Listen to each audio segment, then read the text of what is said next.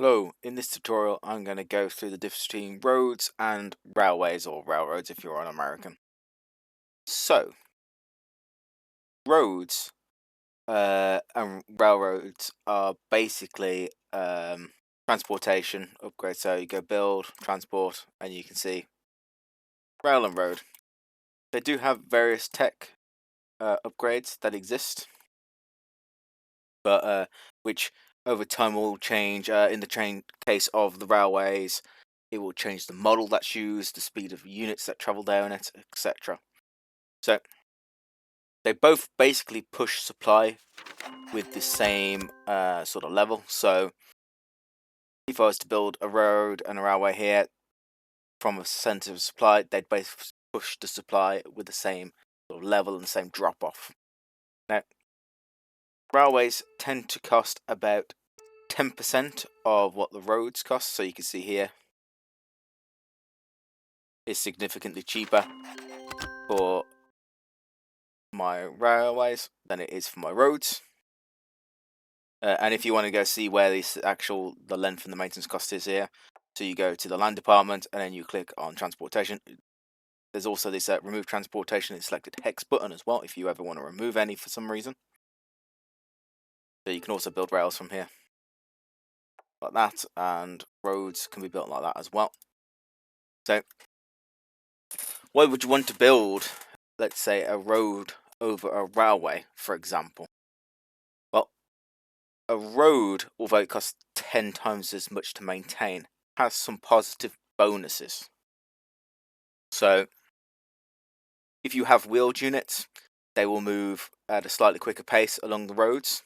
And of course, because they're not contained in a train, they are ready to fight as soon as they come into contact.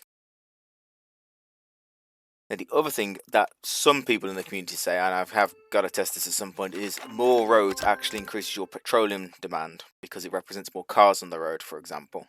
More road, more cars, effectively.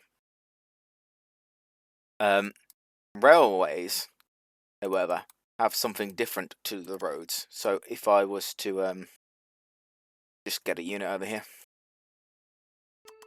speed it up a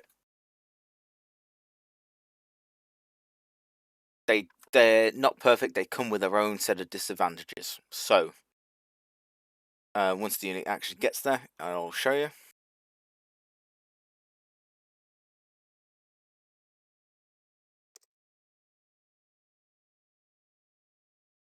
Just the track vehicle will go off road because he doesn't get a bonus, but a sort of a wheeled vehicle. So that's probably there you go, a fab wheeled vehicle. See by the little tire on the pop-up, so you can see it's a wheeled vehicle. Yeah, I'd probably prefer this one. So you see it prefers the roads because the roads are much quicker for a wheeled vehicle. So now if I use this to go on the train, see it turns into a train model and then it goes down the track. So this requires the unit to use 0 fuel, which is great if you want to move units around without fuel, but any unit in a train will go at whatever the pace is of the train.